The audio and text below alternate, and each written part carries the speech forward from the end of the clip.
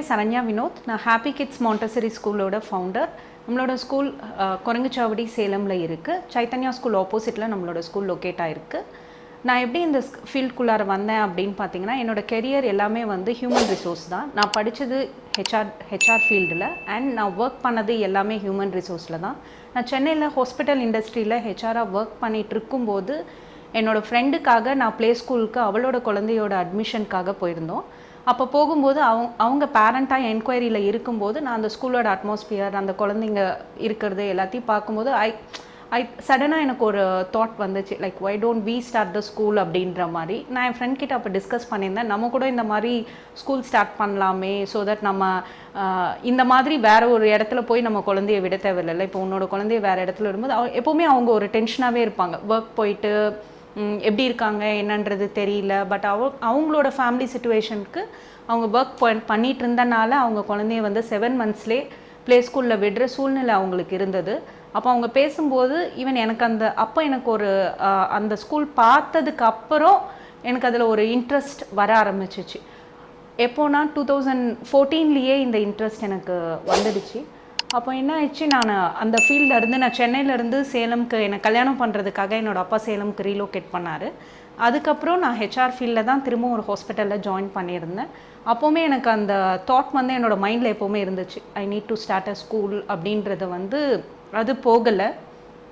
என்னோடய ப்ராசஸ் வந்து அதுலேயே ஒரு பக்கம் ஓடிட்டே இருந்துச்சு. அதுக்கப்புறம் எனக்கு கல்யாணமும் ஆச்சு. கல்யாணம் ஆகும்போதும் என் ஹஸ்பண்ட் கிட்ட நான் சொல்லிகிட்டு இருப்பேன், நான் ஒர்க் பண்ணுறது வந்து என்னோடய ஹஸ்பண்ட் ஃபேமிலியில் யாருமே வந்து பெருசாக ஒர்க் பண்ணலை. பட் நான் வந்து காலேஜ் படிக்கும்போதுலேருந்தே ஒர்க் பண்ணிகிட்டு இருந்தனால என்னால் அந்த ஒர்க் லைஃப்லேருந்து வெளியே வந்து ஒரு ஹவுஸ் ஒய்ஃபாக இருக்க முடியல. ஸோ தட் நான் கல்யாணம் பண்ணுறதுக்கு முன்னாடியே அந்த ப்ராசஸ்லாம் இருக்கும்போதே எனக்கு அலைன்ஸ் பார்க்கும்போதே ஃபர்ஸ்ட் கண்டிஷன் நான் சொன்னதே வந்து, நான் கண்டிப்பாக ஜாப் போவேன், எதுக்காகவும் ஜாப் வந்து விட மாட்டேன் அப்படின்னு சொல்லி தான் வந்து நான் மேரேஜ் ப்ரப்போசல்ஸ் எல்லாமே அக்செப்ட் பண்ணி அதுக்கப்புறம் தான் கல்யாணமே பண்ணது. அதுக்கப்புறமும் நான் ஒர்க் பண்ணிட்டு தான் இருந்தேன். ஆனால் ஐ காட் ப்ரெக்னென்ட் ஆனதுக்கப்புறமும் டில் என்னோட 9th month வரைக்குமே நான் ஜாப் பண்ணிட்டு தான் இருந்தேன்.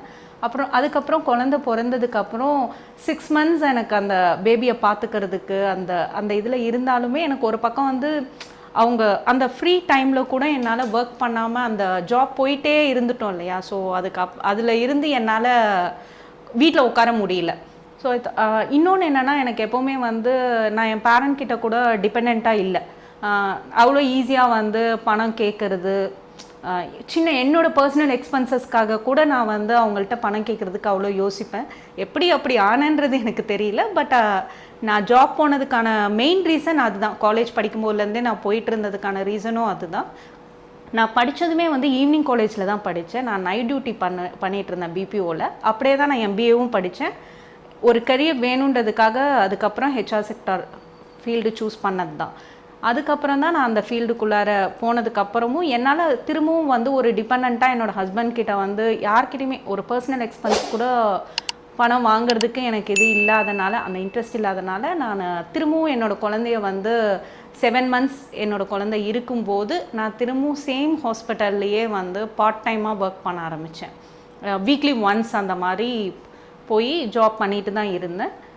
போயிட்டுருக்கும்போது ஒரு 1.5 years என்னோடய குழந்தைக்கு ஆகும்போது நானும் என்னோடய ஃப்ரெண்ட் மாதிரி என் குழந்தைய வந்து டே கேரில் விடுறதுக்காக நான் ஒரு ஸ்கூல் பார்த்து என்னோடய ஆஃபீஸ் பக்கத்துலேயே டே கேரில் விட்டுருந்தேன். அப்போது என்னோடய ஃப்ரெண்ட் அப்போது 2013 என்ன சிச்சுவேஷன் என்ன இதில் இருந்தாங்களோ சேம் ஃபீலிங் எனக்கும் இருந்துச்சு. விட்டுட்டு என்னால் இங்கே ஒர்க்கும் பண்ண முடியாது, அதே தாட்டில் எனக்கு அது ஓடிட்டே இருந்துச்சு.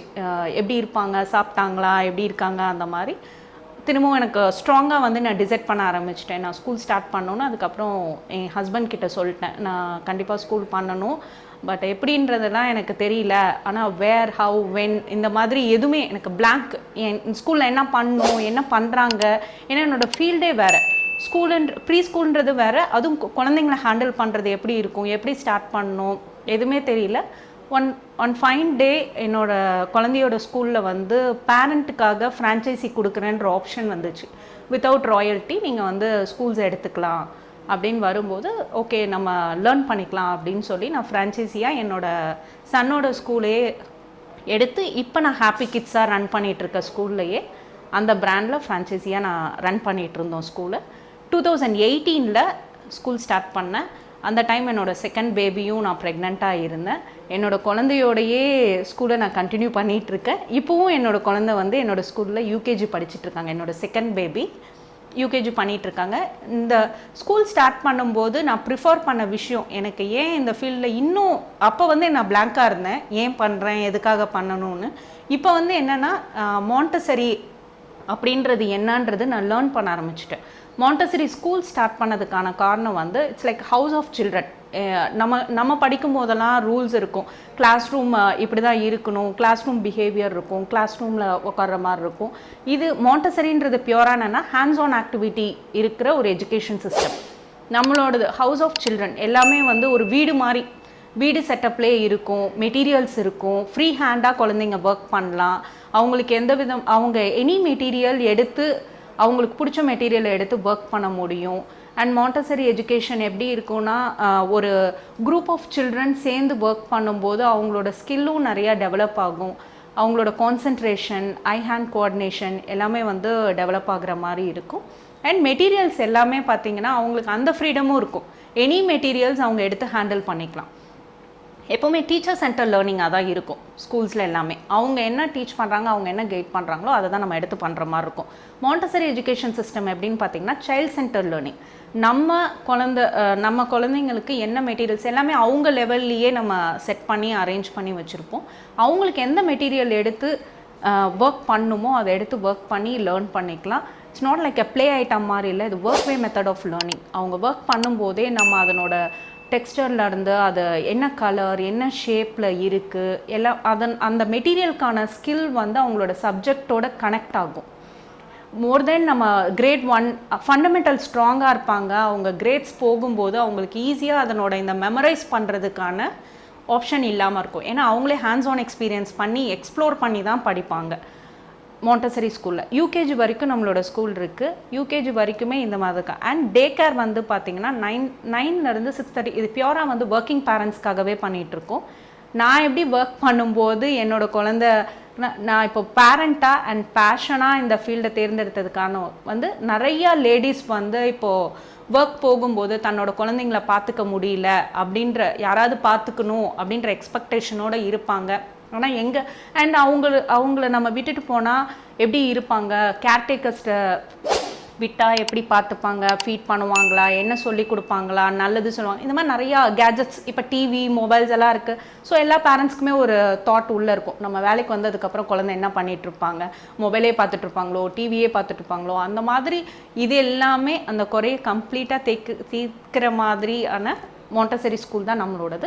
பியூராக டாட்லர்ஸ்க்காகவே ஸ்பெஷலாக நம்ம கேட்டகரைஸ் பண்ணி தான் அந்த ஒரு நம்மளோட ஸ்கூலில் வந்து ஒரு ஏரியாவே வந்து 1 to 1.5 ஒரு 3 years வரைக்குமே கொடுத்துருக்கோம். அவங்க ஃப்ரீயாக வந்து மாண்டசரி திங்ஸ் எக்ஸ்ப்ளோர் பண்ணிக்கலாம், ப்ளே பண்ணிக்கலாம், அவுட்டோர் ப்ளே, இன்டோர் ப்ளே எல்லாமே வந்து யூஸ் பண்ணுற மாதிரி.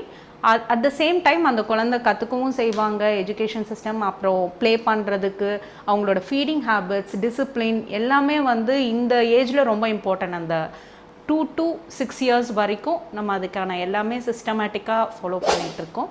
அண்ட் எனக்கு ஹாப்பியாக இருக்கிறது என்னென்னா என்னோடய பேஷன் ஃபைனலி இப்போ எனக்கு பிடிச்ச மாதிரி சக்ஸஸ்ஃபுல்லாக பண்ணிகிட்ருக்கேன் அப்படின்றது. இதுக்கு கண்டிப்பாக இது சொல்லி ஆகணும். என்னோடய ஹஸ்பண்ட் வந்து எனக்கு ரொம்ப பெரிய சப்போர்ட்டிவாக இருக்காங்க. ஏன்னா இப்போது வேலைக்கு போகிறதுக்கு விடுறதுக்கே வந்து பெரிய விஷயமா இருக்கும் எல்லாரோட வீட்லேயும். வேலைக்கும் போகிறதுக்கு அலோவ் பண்ணாங்க. அண்ட் நம்ம இது பண்ணணும் அப்படின்னு டிசைட் பண்ணும்போது அதுக்கு சப்போர்ட் பண்ணுறாங்க. இப்போ வரைக்குமே அவரோட பிஸ்னஸை வந்து அவருக்கு பிஸ்னஸ் இருந்தாலுமே கூட ஹாஃப் டே வந்து என்னோடய ஸ்கூலில் நான் கண்டிப்பாக அவரும் இருக்கணும் அப்படின்ற மாதிரி எனக்கு இப்போவும் சப்போர்ட் பண்ணிகிட்ருக்காங்க. ஏன்னா சம்டைம்ஸ் நான் போகிறதுக்கோ இல்லை, ஏன்னா அவ்வளோ குழந்தைங்கள வந்து நம்ம 1-on-1 பார்த்துட்டே இருக்கணும், எதுவும் நடந்துடக்கூடாது. ஏன்னா அவங்களுக்கு கிளாஸ் ரூம் சிஸ்டமேட்டிக்காக கிளாஸ் ரூமும் வந்து பார்த்திங்கன்னா ஒரு 4 years இருந்து தான் அவங்களுக்கு இருக்கும். பிலோ 4 years இருக்க குழந்தைங்கள வந்து நம்ம கண்டிப்பாக ஒருத்தருக்கு ஒருத்தர் நல்லா பார்த்துக்கிற மாதிரி இருக்கும். எப்போவுமே அவங்க மேலே ஒரு கண் வச்சுட்டே இருந்தால் மட்டும்தான் வந்து நான் இதை பேஷனாக பண்ணுறனால ஆஸ் அ பேரண்ட்டாக எல்லா குழந்தைங்களும் வந்து அங்கே ஸ்மூத்தாக சாப்பிட்டாங்களா, அவங்களோட டாய்லெட் ஆக்டிவிட்டீஸ்லேருந்து அவங்க போனாங்களா, தண்ணி குடித்தாங்களா, இந்த மாதிரி ஒவ்வொரு விஷயமுமே பார்த்து பார்த்து பண்ணுறது வந்து எனக்கு பிடிச்சிருக்கு. அண்ட் என் ஹஸ்பண்டும் வந்து இப்போ அந்த விஷயத்துக்கு ரொம்ப சப்போர்ட் பண்ணுறாங்க. ஹாஃப் த டே என்னோடய ஸ்கூலில் அவருமே இருக்கார். ஸ்கூல் 2018 ஸ்டார்ட் பண்ணிட்டு 2023 வரைக்குமே வந்து நான் என்ன யோசிச்சேனாக்கா, நான் இன்னும் ஃபெமிலியர் ஆகலையோ, நிறைய பேர்த்துக்கு என்ன தெரியலையோ அப்படின்னு ஃபீல் பண்ணும்போது என்னோடய ஃப்ரெண்ட் வந்து பிரசாந்தி, அவங்க ஜேகாம் 4.0 டேபிளில் இருக்காங்க. அவங்க தான் இந்த ஜேகாம் வந்தீங்கன்னா உன்னோட ஸ்கூல் ப்ரமோட் ஆகும், உன்னை பற்றி நிறைய பேருக்கு தெரிய வரும், அண்ட் உன் பிஸ்னஸும் நீ இது பண்ண முடியும், எல்லாருக்கும் தெரிய வரும், டெவலப் பண்ண முடியும்னு அவங்க தான் இந்த ஜேகாம் 4.4 டேபிளில் என்னை இன்ட்ரடியூஸ் பண்ணாங்க. நான் ஒன்ஸ் வரும்போது எனக்கு எப்படி இருந்ததுன்னா பிளாங்காக இருந்துச்சு. லைக் நான் என்ன பேசணும், என்ன ப்ரெசென்ட் பண்ணணும், எல்லாமே வந்து ரொம்ப எனக்கு குரூப் ஆஃப் விமன் ஒவ்வொருத்தவங்களோட பிஸ்னஸ் ஒவ்வொருத்தவங்களோட இதுவும் பார்க்கும்போது நம்மளதெல்லாம் ஒன்றுமே இல்லை, நம்ம ஸ்ட்ரகிள் ஆனதெல்லாம் ஒன்றுமே இல்லை அப்படின்ற மாதிரி தான் நான் நினச்சேன். அண்ட் எல்லா பிஸ்னஸ் உமன் கூடயும் இப்போ ஒரு கனெக்ட் இருக்குது, என்ன நிறைய பேர்த்துக்கு தெரியுதுன்றது ஒரு ஹாப்பி ஃபீலிங். அண்ட் ஃப்ரான்ச்சைஸிலேருந்து நான் ஓன் பிராண்டான ஹாப்பி கிட்ஸ் மாண்டசரி ஸ்கூல் அப்படி எடுத்ததுக்கான மெயின் மோட்டிவேஷனே வந்து இந்த டேபிளில் இருக்கிற நிறைய பிஸ்னஸ் விமனை பார்த்துட்டு தான். நான் என்ன நினச்சேன்னா, லைக் நம்ம ஓன் பிராண்ட் பண்ணாலும் நம்மளால் பண்ண முடியும் அப்படின்ற மோட்டிவேஷன் நான் நிறைய பேர்த்த பார்த்ததுக்கப்புறம் அண்ட் நிறைய பேர் எனக்கு சொன்னாங்க, நீங்களே எடுத்து நல்லா பண்ணலாம், நீங்கள் பண்ணுங்க அப்படின்னு நிறையா மோட்டிவேட் பண்ணாங்க. அவங்களோட ஜேகாம் 4.0 டேபிளில் இருக்க எல்லா விமன் என்டர்ப்ரனர்ஸ் அவங்களுக்கு தான் தேங்க் பண்ணோம். அவங்கள பார்த்து தான் நான் தைரியமாக இப்போது ஓன் பிராண்டிங்கில் நம்ம ஸ்கூலில் ஸ்டார்ட் பண்ணியிருக்கேன். அதுதான் happy kids Montessori school. Thank you to the ஜேகாம் பீப்புள், எல்லாருக்குமே ரொம்ப தேங்க்ஸ். அண்ட் நான் என்ன நினைக்கிறேன்னா, எல்லா விமனுமே வந்து கண்டிப்பாக வெளியே வரணும். எல்லோரும் வந்து இண்டிபெண்ட்டாக நீங்கள் என்ன நினைக்கிறீங்களோ, நீங்கள் என்ன ஆகணும்னு நினைக்கிறீங்களோ கண்டிப்பாக ஆக முடியும். அதுக்காக நீங்கள் ட்ரை பண்ணுங்கள், பேசுங்க first, what you are thinking, நீங்கள் என்ன ஆகணும்னு நினைக்கிறீங்கன்றது உங்களோட ஃபேமிலியில் டிஸ்கஸ் பண்ணுங்கள். உங்களோட ஹஸ்பண்ட் கிட்ட டிஸ்கஸ் பண்ணுங்கள், எனக்கு இது பண்ணணும் அப்படின்னு குழந்தைத்தனமாக அடமாது பண்ணுங்கள், கண்டிப்பாக நடக்கும். தேங்க்யூ.